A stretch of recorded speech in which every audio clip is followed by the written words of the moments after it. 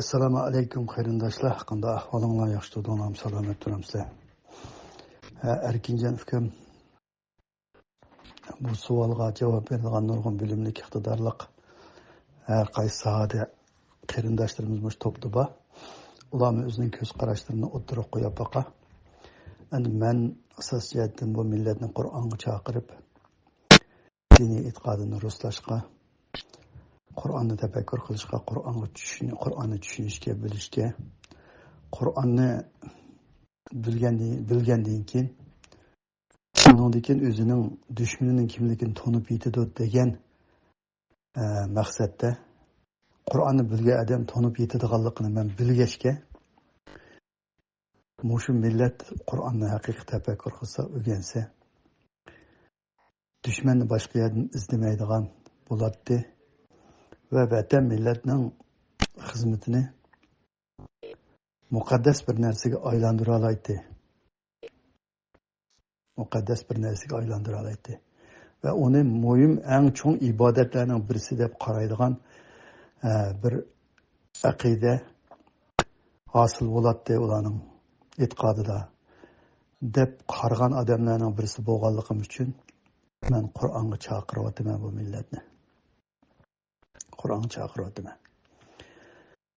Endi tarixda bizning ajdodlarimiz umumyuzlik ketman teshog'ini ko'tarib, ketman go'jakni ko'tarib, uyda bor narsa bilan yopirilib chiqib, shu dushmanni qo'g'lab chiqarib o'taydigan vaqtlardimi bu xurofot, bu bid'atchilik tarixdagi xeyli olim degan odamlarimizdanmi kallasida bir davlatchilik ingini qo'ymagan ekan.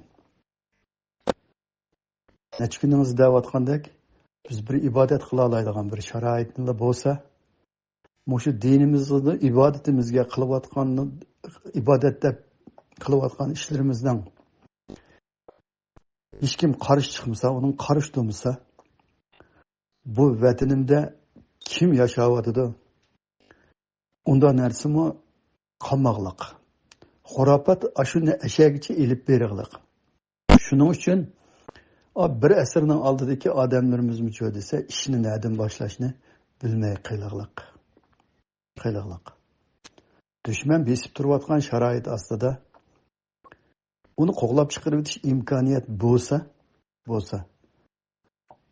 umumyuzlik o'rindan turib uni qo'g'lab chiqarib o'tib, undan keyin shu aqartish xizmatini ilib bosib bo'lamdi desa bo'ladi. Uchoqlarda bo'lamdi desa, unchalarmi tas emasdi, bo'ladi. Endi hozirgidek mushu dushman intayin kuchayib ketgan vaqtning o'zidimi dunyoning mushu siyosatidan foydalanib turib,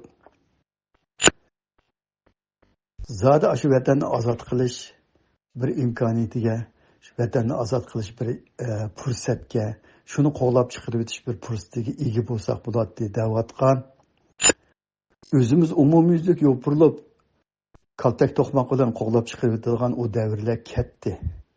Kaltak to'qmoq bilan ko'tarib qo'g'lab chiqarib o'tadigan davrda mucho desa, uni qo'g'lab chiqarib o'tmay shu aqartish xizmatini qilib salgan. Endi bizning aqartish xizmatimizni qilishimiz ularningki bilan o'xshamdi desa, o'xshamaydi. Dushman kuchlanib ketdi. Kaltak to'qmoq bilan uni qo'g'lab chiqargan olmaydi. Ya'ni mushundaq sharoit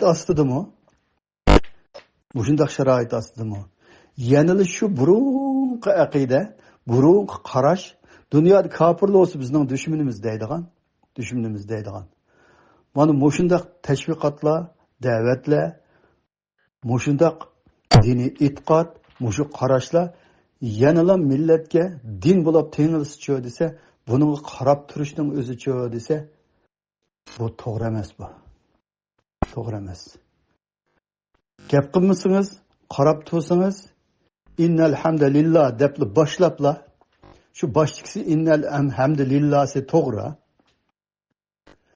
Qolgan qilayotgan so'zning hammasi dushmanni boshqa yerdan izlash. Vatan bilan hech qanday kori yo'q. Atigan deyishganda g'arb dushmanligi, Rus bilan Xitoyning o'ynayotgan changchilisi, shu changchilar asosiy jihatdan shu g'arb dushmanligiga bizni shu g'arbga dushman qilib ko'z tish, g'arbni bizga dushman qilib ko'z tish. Mana shu uyallarga ketiglik endi biz. Ketiglik. Buni to'simizimiz bo'lmaydi. To'simizimiz bo'lmaydi. Hozir vaqt emasdi. Hozir boshqa ish qilatdiq. Ba'zi talash tortishga sababchi bo'lib qolyotdi bu narsalar deydi qarindoshlar. Mushu to'pdimi shu gaplarni qilganlar bo'ldi va biz zodi vatan uchun nima ish qilishimiz kerak, qanday qilishimiz kerak, nima ish qilamiz desak, bir odam manda qilamiz deydigan bir odam yo'q. Ya manda qilamiz deb bir ish qilayotgan odam bormi? Yo'q. Yo'q. Eng cho'ng qilayotgan ishimiz da'vo-ku, boshqalarga qilyapmiz-ku. Demak, shu da'vodimiz ziyon tortmaydigan bir holat kelishimiz kerak. Hozir qilayotgan ishimiz shu bo'lgandan keyin, shuningdimi ziyon tortmaydigan. Shuningdimi, ma millatning da'vosi to'g'rimi bu? Boshqa yerdan dushman izlamaydi bu. Aşı Xitoyni dushman deb qaraydi. Agar bunga yordam qilsak, mushu real dunyoga moslashqidek bir davlatni qura oladi. Mushu real dunyoda bir tinch, hammadan barobar yashay oladigan bir davlat qura oladi. Deydek holga akilishning o'zi ma millatni. Ashunchalik boshqalarni ashunda degizgidek bir holga boshqalarning diqqatini qo'zg'aydigan boshqalar hamma millat bo'ladigan ma dunyo saviya hamda ma xalqaro saviyaga kichkina moslashibdi ma bu degidek yaga akilish uchun desa bu qilayotganimiz nima desa inqilob bu. Inqilob. Hozirmi mushu davrning o'zida Aşınçılar aşağıda aşı milletimiz aşınçılar depsende olsa, zimin umumyüzlük düşmanın kolu ötep kesse,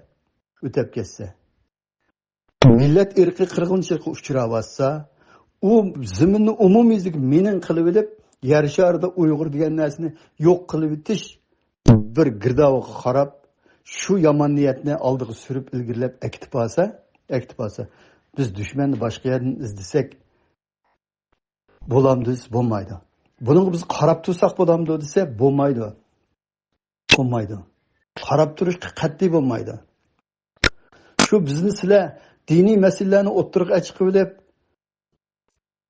buning qanchalik foydasi bo'ladi, talash tortish bo'lib ketib bordi. Da'vatqanlar nima ish qilib yutibdi? Bir yerda bir ish bormi qilayotgan?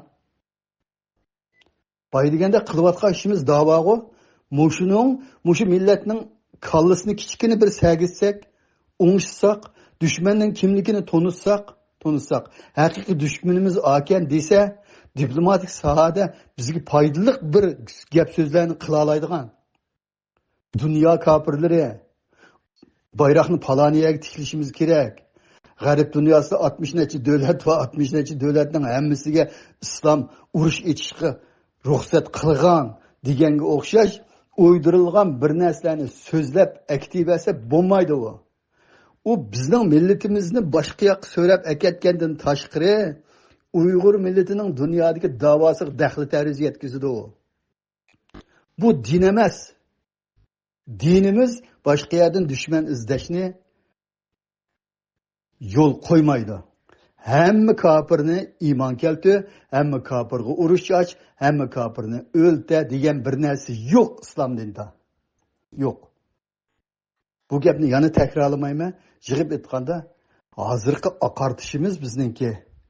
Bu bir inqilob, yomon cho'ng inqilob bu. Buni mushu til ahonatni ko'taradigan, yili o'ttirma, kesima, chopima degan narsalardan qo'rqmasdan. Ma millat uyg'onishga, ma millat aqlini tuzashga, dunyo vaziyatiga moslashishga ehtiyoji bor. Mening da'vatqinim to'g'ri. Men Marksning, Inglizning, Lenin, Stalinning so'zini qilmadim-a, yoki birasining bir romanini o'qimadim-a. Men Allohning kitobiga chaqirib, Allohning kitobi dushman zodi qaysi mushuni ko'rsatib qo'ydi, sana maninga kel da'vatim-a. Dalalaydiganga yurak lozim unga.